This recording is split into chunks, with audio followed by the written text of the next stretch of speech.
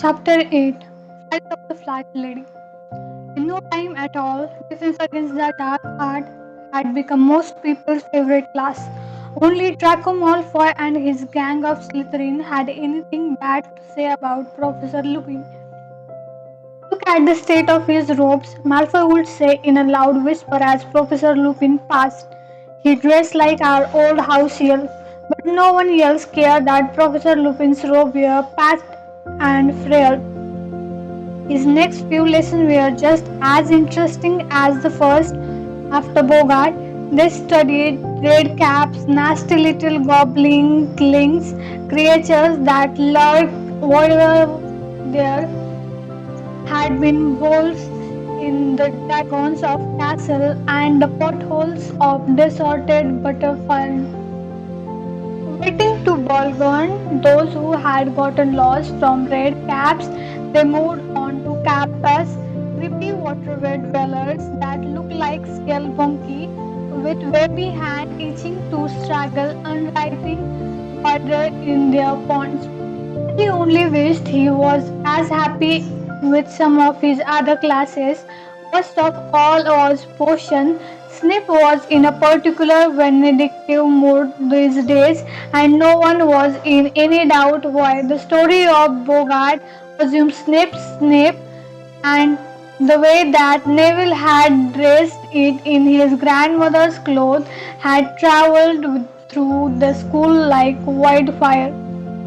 Snape didn't seem to find it funny. His eyes flashed menacingly at the very mention of Professor Lupin's name, and he was bullying Neville worse than ever. Harry was always growing to dread the hours he spent in Professor Cavalry's sifting forward room, deciphering lopsided shapes and symbols, trying to ignore the way Professor Trunway's enormous eyes filled with tears every time she looked at him. He couldn't like Professor Trunway, even though she was treated with respect bordering on reverence by many of the class. Parvati Patil and Lavender Brown had taken to haunting Professor Trelawney's tower room at lunchtime and always returned with annoying superior looks on their faces as though they knew things the other didn't. They had also started using hushed voice whenever they spoke to Harry as though he were on his deathbed. Nobody really liked fear of magical creature, which after the action-packed first class had become extremely dull. Hagrid seemed to have lost his confidence. They were now spending lesson after lesson learning how to look after foul worms, which had to be some of the most boring creatures in existence. Why would anyone bother looking after them? Said Ron after yet another hour of poking shattered stilettos down the foul worm.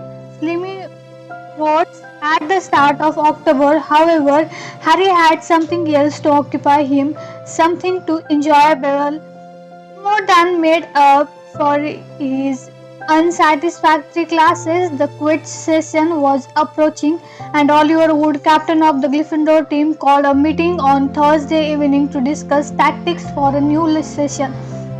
There were 7 people on the Quidditch team, 3 chasers whose job it was to score goal by putting the Pruffle, a red saucer-sized ball, through one of the 5-foot-high hoops at each end of the field. 2 waiters who were equipped with heavy bats to repel the bludgers, 2 heavy black balls that zoomed around trying to attack the players, the keeper who defended the goal post, and the seeker who had the hardest job of all, that of catching the golden snitch, a tiny winged walnut-sized ball whose capture ended the game and earned the Seekers team an extra 150 points. Oliver Wood was the burly 7-year-old, now in his 7th and final year at Hogwarts. There was a quiet sort of desperation in his voice as he addressed his 6 fellow team members in the chilly locker room on the edge of the drinking Quidditch field. This is our last chance, my last chance to win the Quidditch Cup. He told them, standing up and down in front of them. I'll be leaving at the end of this year. I'll never get another shot at it. Gryffindor hasn't won for 7 years now. Okay, so we have had the worst luck in the world, injuries. Then the tournaments getting called off last year. Wood swallowed as though the memory still brought a lump to his throat. But we also know we have got the best study team in the South School, he said, punching a first into his other hand, the old magic line back in his eyes. We have got three super chasers. Wood pointed at Alicia Spinett, Angelina Johnson, and Katy Bell.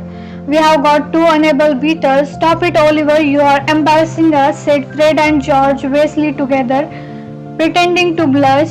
And we have got a seeker who has never failed to win us a match. Would remember glaring at Harry with a kind of furious pride. And me, he added as an afterthought, we think you are very good too, Oliver, said George, spanking good keeper, said Fred. Point is, Wood went on, resuming his fencing. The Quidditch Cup should have had our name on it this last 2 years. Ever since Harry joined the team, I have thought the thing was in the bag, but we haven't got it, and this year's the last chance we'll get to finally see our name on the thing. Wood spoke so dejectedly that even Fred and George looked sympathetic. Oliver, this is yours, our year, said Fred. We'll do it, Oliver, said Angelina. Definitely, said Harry, full of determination. The team started training session. 3 evening a week, the weather was getting colder and wetter. The nights darker, but no amount of mud, wind, or rain could tarnish Harry's wonderful vision of finally winning the huge silver Quidditch Cup. Harry returned to the Gryffindor's common room one evening after training, cold and stiff but pleased with the way practice had gone, to find the room buzzing excitedly. What happened? He asked Ron and Hermione, who were sitting in two of the best chairs by the fireside and complimenting some star charts for astronomy. First Hogsmeade weekend, said Ron, pointing at a notice that had appeared on the battered old bulletin board. End of October, Halloween. Excellent, said Fred, who had followed Harry through the portrait hole. I need to visit Zonks. I am nearly out of sync palette.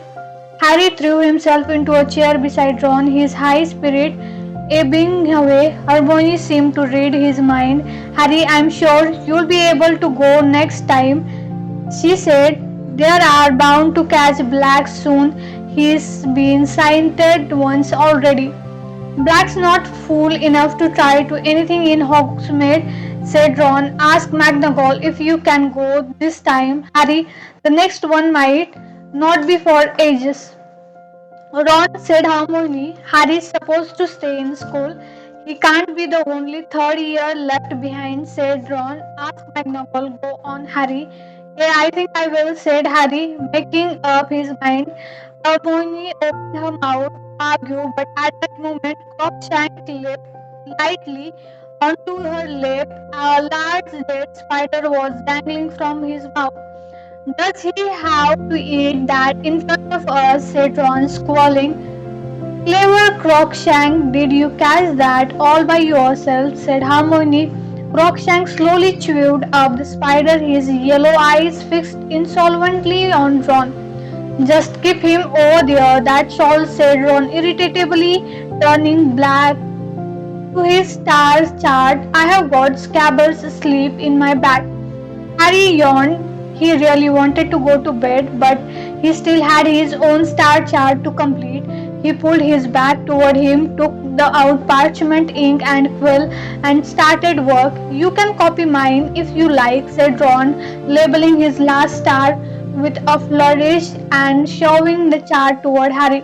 Hermione, who disapproved of copying, pursued her lips but didn't say anything. Crookshank was still staring unblinkingly by Ron flicking the end of his bushy tail. Then, without warning, he pounced. "Oi!" Ron roared, seizing his bag on Crookshank, four set of claws deep inside it, and began tearing forcefully. "Get off, you stupid animal!"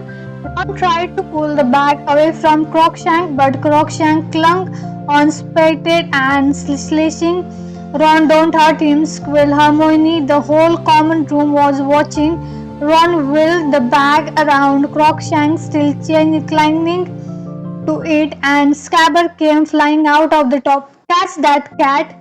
Ron yelled, and Crookshank freed himself from the remnant of the bag, sprang over the table, and chased after the terrified Scabber. George Weasley made a lung for Crookshank but missed.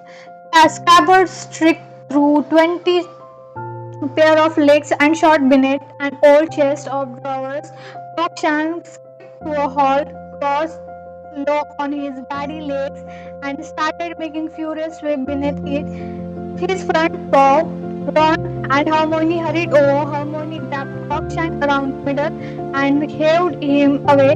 Ron threw himself onto his stomach and with great difficulty pulled Scabber out by the tail. "Look at him," he said furiously to Hermione, dangling Scabber in front of her, his skin and bone. "You keep that cat away from him. Crookshank doesn't understand. It's wrong," said Hermione, her voice shaking. "All cats chase rat, Ron. There is something funny about that animal," said Ron, who was trying to pursue a frantic wiggle Scrabble back into his pocket. "It heard me say that Scabber was in my bag." "Oh, what rubbish," said Hermione impatiently. "Crookshank could smell him." "Ron, how else do you think that cat got it in for Scabbers?"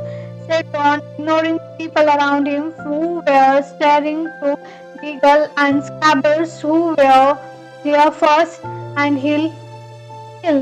Ron marched through the common room and outside up the stair to the boys' dormitories. Ron was still in a bad mood with Hermione next day. He barely talked to her and all through herbology, even though Harry and Hermione were working together on the same puff pod. "How's Scabber?" Hermione asked timidly as they spat pink pods from the plant and emptied the shining beans into a wooden pan. "He's hiding at the bottom of my bag, shaking," said Ron angrily, missing the pail and scattering beans over the greenhouse floor. "Careful, Weasley, careful," carried Professor Sprout as the beans burst into bloom before their very eyes.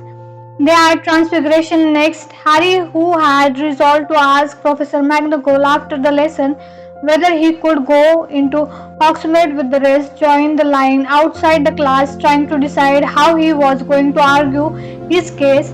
He was distracted, however, by a disturbance at the front of the line. Lavender Brown seemed to be crying Parvati and her arms around her and was explaining something to Seamus Finnegan and Dean Thomas, who were looking very serious. "What's that matter, Lavender?" said Hermione anxiously as Harry and Ron went to join the group. "She got a letter from home this morning," Parvati whispered. "It's her rabbit, Binky. He's been killed by a fox." "Oh," said Harmony. "I'm sorry, Lavender. I should have known," said Lavender tragically. "You know what day it is? The 16th of October. I think you are dreading. It will happen on the 16th of October. Remember?" She was right. She was right. The whole class was gathered around Lavender now. Seamus looked his head seriously. Hermione hesitated. Then she said, You were dreading Binky being killed by fox." "Well, not necessarily by a fox," said Lavender, looking up at Hermione with streaming eyes. "But I was obviously dreading him dying, wasn't I?" "Oh," said Hermione. She paused again. "Then was Binky an old rabbit?" "No," sober Lavender. "Huh? He was only a baby." Parvati tightened her arms around Lavender's shoulder. "But then, why would you dread him dying?" said Hermione. Parvati glared at her. Well, look at the logically, said Hermione, turning to the rest of the group. I mean, Binky didn't even die today, did he? Lavender just got the news today. Lavender well loudly, and she can't have been dreading it because it is come as a real shock. Don't mind Hermione, Lavender said Ron loudly. She doesn't think other people's fate matter very much. Professor McGonagall opened the classroom door at the moment, which was perhaps lucky. Hermione and Ron were looking dagger at each other, and when they got into class, they seated themselves on either side of Harry and didn't talk to each other for the whole class. Harry still hadn't decided what he was going to say to Professor McGonagall when the bell rang at the end of the class session. But it was she who brought up the subject of Hogsmeade first. One moment, please, she called at the class made to leave. As you are all in my house, you should had Hogsmeade permission form to me before Halloween. No form, no visiting the village, so don't forget. Neville put up his hand. Please, Professor, I think I have lost. Your grandmother sent yours to me directly, Longbottom, said Professor McGonagall. She seemed to think it was safer. Well, that's all you may leave. Ask her now, Ron hissed at Harry. Oh, but Hermione began. Go for it, Harry, said Ron stubbornly. Harry waited for the rest of the class to disappear, then headed nervously for Professor McGonagall's desk. Yes, Potter? Harry took a deep breath. Professor, my aunt and uncle forgot to sign my form, he said. Professor McGonagall looked over her square spectacles at him but didn't say anything. So, do you think it will be alright? I mean, will it be okay if I go to Oxford? Professor McGonagall looked down and began shuffling paper on her desk. I'm afraid not, Potter, she said. You heard what I said. No form, no visiting the village. That's the rule. But Professor, my aunt and uncle, you know, they are muggles. They don't really understand about Hogsmeade, form and stuff, Harry said while Ron egged him on with various note. If you said I could go, but I don't say so, said Professor McGonagall, standing up and piling her paper neatly into a drawer. The form clearly stated that the parent or guardian must give permission. She turned to look at him with an odd expression on her face. Was it pity? I'm sorry, Potter, but that's my final word. You had better hurry or you'll be late for your next lesson. There was nothing to be done. Ron called Professor McGonagall a lot of names that greatly annoyed Hermione. Hermione assumed as all for the best, expression that made Ron even angrier, and Harry had to endure everyone in the class talking loudly and happily about the we are going to the first. Once they got into Hogsmeade, there is always the feast, said Ron in an effort to cheer Harry up. You know, the Halloween feast in the evening. Yes, said Harry gloomily. Great. The Halloween feast was always good, but it would taste a lot better if he was coming to it after a day in Hogsmeade with everyone else. Nothing anyone said made him feel any better about being left behind. Dean Thomas, who was good with Quill, had offered to form Uncle Verner's signature on the form, but as Harry had already told Professor McGonagall he hadn't had it signed, that was not good. Ron Halstead alteredly suggested the invisibility clock, but Hermione stamped on that one, reminding Ron what Dumbledore had told them about the Dementor being able to see through them. Percy had what were possibly the last helpful word of comfort. They make a fuss about Oxford, but I assure you, Harry, it's not all it cracked up to be, he said seriously. All right, the sweatshop's rather good, and Zonko's joke shop frankly dangerous, and yet the shrinking sex always worth a visit. But really, Harry, apart from that, you're not missing anything. On Halloween morning, Harry woke up with the rest and went down to breakfast feeling truly depressed. Though going his bed and act normally will bring you lots of sweet back from home. Anita, said Hermione, looking desperately sorry for him. Yeah, lots of, said Ron. He and Hermione had finally forgotten their squabble about Crookshank in the face of Harry's difficulty. Don't worry about me, said Harry in what he hoped was an offhand voice. I'll see you at the feast. Have a good time. He accompanied them to the entrance hall where Fletch, the caretaker, was standing inside in front door checking off names against a long list, peering suspicious into every face and making sure that no one was sneaking out who shouldn't be going. Staying here, Potter? Shouted Malfoy, who was standing in line with Grab and Goyle, scared of passing the Dementor. Harry ignored him and made his solitary way up the marble staircase through the deserted corridor and back to Gryffindor's tower. Password, said the flat lady, jerking out of the dozen. Fortuna Major, said Harry listlessly. The portrait swung open and he climbed through the hole into the common room. It was full of chattering first and second year and a few older students who had obviously visited Hogsmeade so often the novel had warned of Harry, Harry, hi Harry. It was Colin Greevy, a second year who was deeply aware of Harry and never missed an opportunity to speak to him. Aren't you going to Hogsmeade, Harry? Why not? Hey, Colin looked eagerly around at his friends. You can come and sit with us if you like, Harry. No thanks, Colin, said Harry, who wasn't in the mood to have a lot of people standing avoidedly at scare on his forehead. I have got to go to library, got to get some work done. After that, he had no choice but to turn right around, head back out of the portrait hall again. What was the point walking me up? The fat lady called grumpily after he as he walked away. Harry wandered desperately toward the library, but halfway there he changed his mind. He didn't feel like working. He turned around and came face to face with Fletch, who had obviously just seen off the last of the Hogsmeade visitor. What are you doing? Fletch sneered suspiciously. Nothing, said Harry truthfully. Nothing. Spat Fletch, jaw squirrel unpleasantly. A little likely story sneaking around on your own. Why aren't you in Hogsmeade buying stick palette and bleach powder and visiting worms like the rest of your nasty little friends? Harry struggled. Well, get back to your common room where you belong, sniffed Fletch, and he stood glaring until Harry has passed out of sight.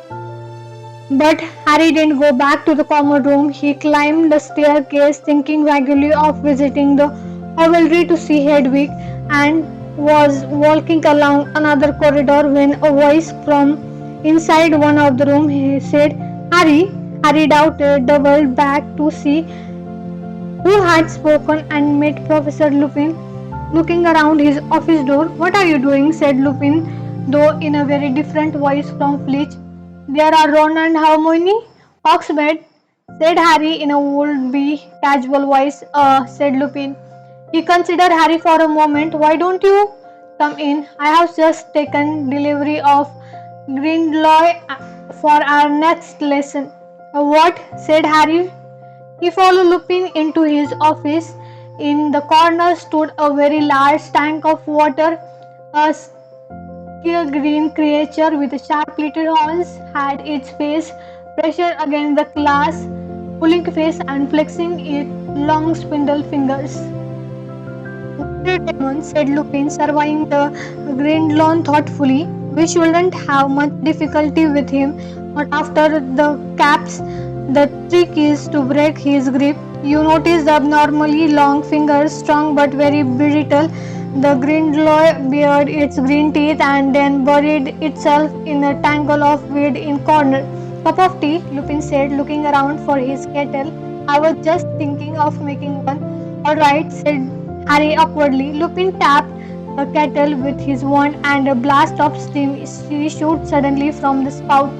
Sit down, said Lupin, taking a lid off a dusty tin. I have only got tea bag, I am afraid, but ideously you have had enough of tea leaves. Harry looked at him. Lupin's eyes were twinkling. How did you know about that?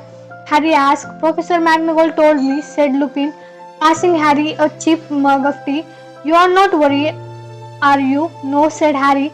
He thought for a moment of telling Lupin about the dog he had seen in the Magnolia Crescent but decided not to. He didn't want Lupin to think he was a coward, especially since Lupin already seemed to think he couldn't cope up with the Bogart. Something of Harry's thought seemed to have shown on his face because Lupin said, "Anything worrying you, Harry?" No, Harry lied. He drank a bit of tea and watched the Gringotts brandishing a fist at him. "Yes," he said suddenly, putting his tea down on Lupin's desk. "You know that day we fought the Bogart?" "Yes," said Lupin slowly. "Why didn't you let me fight it?" said Harry abruptly. Lupin raised his eyebrows. "I would have thought that was obvious, Harry," he said, sounding surprised.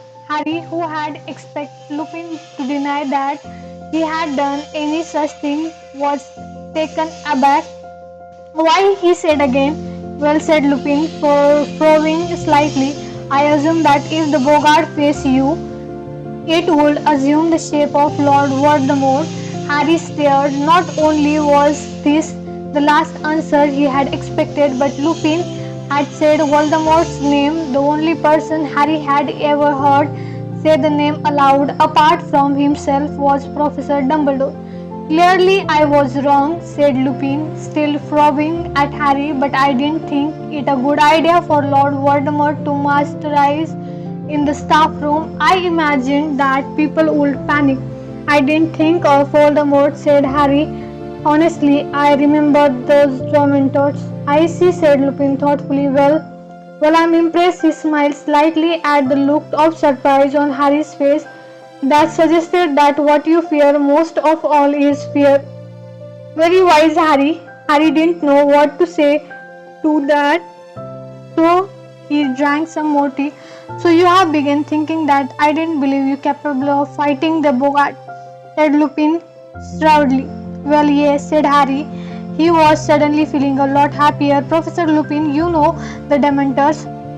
He was interrupted by the knock on the door. "Come on," called Lupin. The door opened and in came Snape. He was carrying a goblet which was smoking faintly and stopped at the sight of Harry, his black eyes narrowing. "Oh, Severus," said Lupin, smiling. "Thank you very much. Could you leave it here on the desk for me?" Snape set down the smoking goblet, his eyes wandering between Harry and Lupin. "I was just showing Harry my Grindlow," said Lupin pleasantly, polishing at the tank. "Fascinating," said Snape, without looking at it. "You should drink in that directly, Lupin." "Yes, yes, I will," said Lupin. "I made an entire cauldron." Snape, "continue if you need more. I should probably take some again tomorrow." "Thank you very much, Severus." "Not at all," said Snape, but there was a look in his eyes didn't like. He backed out of the room, unsmiling and watchful. Harry looked curiously at the goblet. Lupin smiled. "Professor Snape has very kindly concocted a potion for me," he said. "I have never been much of a potion reader, and this one is particularly complex." He picked up the goblet and sniffed it. "Maybe sugar make it useless," he added, taking a sip and shuddering. "Why?" Harry began. Lupin looked at him and answered the unfinished question. "I have been feeling a bit of color," he said. "This potion is the only thing that helps. I am very lucky that to be working alongside Professor Snape. There aren't many wizards who are up to making it." Professor Lupin took another sip and Harry had a grazing urge to knock the goblet out of his hand. "Professor Snape is very interested in the dark art," he blurted out. "Really?" said Lupin, looking only mildly interested as he looked another gulp of potion. "Some people reckon," Harry hesitated, "they Plum reckon only. Some people reckon he had do anything to get the defense against the dark art job." Lupin drained the goblet and pulled a face. "Disgusting," he said. "Well, Harry, I had better get back to work. I'll see you at the last feast later." "Right," said Harry, putting down his empty teacup. The empty goblet was still smoking. "There you go," said Ron. "We got as much as we could carry." A shower of brilliant color sweet fell into Harry's lap. It was dusk, and Ron and Hermione had just turned up in a common room, pink face from the cold wind, and looking as tough they had had time of their lives. Thanks, said Harry, picking up a package of tiny black papers. Vance, what's Hogsmeade like? Where did you go? By the sound of it, everywhere, Travenish and banks and wizarding, equipment shops, zonks, joke shops, into the tree broomsticks for forming marks of hot burgers and many places beside. The post office, Harry, about 200 owls, all sitting on shelves, all colored, coded, depending on how fast you want to letter to get there. Honey Duck has got a new kind of fudge. They were giving out free sample. There is a bit look. We think we saw an urge. Honestly, they get all sort of the three broomsticks. Wish we could have brought you some butterbeers. Really warm you up. What did you do? Said Hermione, looking anxious. Did you get any work done? No, said Harry. Lupin made me a cup of tea in his office, and then Snape came in. He told them all about the goblet. Ron's mouth fell open. Lupin drank it. He gasped. He is mad. Hermione checked her watch. We had better go down. You know, the feast will be starting in 5 minutes. They hurried through the portrait hall and into the crowded, still discussing Snape. But if he, Hermione dropped her voice, glancing nervously around it. He was trying to poison Lupin. He wouldn't have done it in front of Harry. Yeah, maybe, said Harry as they reached the entrance hall and crossed into the great hall. It had been decorated with hundred of candle files, pumpkins, a cloud of fluttering lives bats, and many flaming orange streamed which were swimming lazily across the stormy ceiling like brilliant water snake. The food was delicious. Even Harmony and Ron, who were full of bursting with honey dogs, sweets, managed second helping of everything. Harry kept glancing at the staff table. Professor Lupin looked cheerful and was all well as he ever did. He was talking animatedly to tiny little Professor Flitwick, the charms teacher. Harry moved his eye along the table to the place where Snape sat, was imagining it, or where Snape's eyes flittering forward, looking more often that was natural. The feast finished with an entertainment provided with the Hogsworth ghost. They popped out of the wall and table to do a bit of formation blending. Nearly headless Snake, the Gryffindor's ghost, had a great success with reenactment of his own bottle beheading. It had been such a pleasant evening that Harry good mood couldn't even be spoiled by Malfoy, who shouted through the crowd as they all left to the hall. The Dumbledore sent their love Potter, Harry, Ron and Hermione followed the rest of the Gryffindor along the usual path to Gryffindor Tower. But when they reached the corridor that ended with the portrait of the fat lady, they found it jammed with students. Why isn't anyone going in? Said Ron curiously. Harry peered over the head in front of him. The portrait seemed to be closed. Let me through, please, came Percy's voice, and he came bursting importantly through the crowd. What's the hold up here? You can't all have forgotten the password. Excuse me, I'm head boy. And then a silence fell over the crowd from the front first, so that a chill seemed to spread down the corridor. They heard Percy say in a sudden sharp voice, somebody get Professor Dumbledore quick. People had turned. Those at the back were standing on tiptoe. What's going on? Said Ginny, who had just arrived. A moment later, Professor Dumbledore was there, sweeping toward the portrait. The Gryffindors squeezed together to let him through, and Harry, Ron, and Hermione moved closer to see what the trouble was. Oh my! Hermione grabbed Harry's arm. The fat lady had vanished from the portrait, which had been slashed so viciously that strips of canvas, literal, the floor, great chunk of it had been torn away completely. Dumbledore took one quick look at Ron painting and turned his eyes somber to the Professor McGonagall. Lupin and Snape hurrying toward him. We need to find her, said Dumbledore. Professor McGonagall, please to go, and Mr. Please said once and tell them to search every painting in the castle for the fat lady.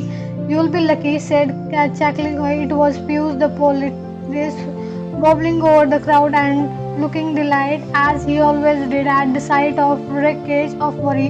What do you mean, Pius? Said Dumbledore calmly, and Pius' grin faded a little. He didn't dare taunt Dumbledore. Instead, he adopted an oily voice that was no better than his cackle. Ashamed you, headship sir, doesn't want to be seen. She is a horrible miss. Saw her running through the landscape up on the fourth floor, sir, dogging between the trees, crying something dreadful, he said happily. Poor thing, he added unconsciously. Did he say who did it? Said Dumbledore quietly. Oh yes, Professor Head, said Pius with the air of one cradling a large bombshell in his arm. He got very angry when she wouldn't let him in. You see, Pius flipped over and grinned at Dumbledore from between his own legs. Nasty temper, he's got that Cyrus Black. That's it for today. Thank you so much. Stay tuned for next chapter. Till then, see ya. Bye bye.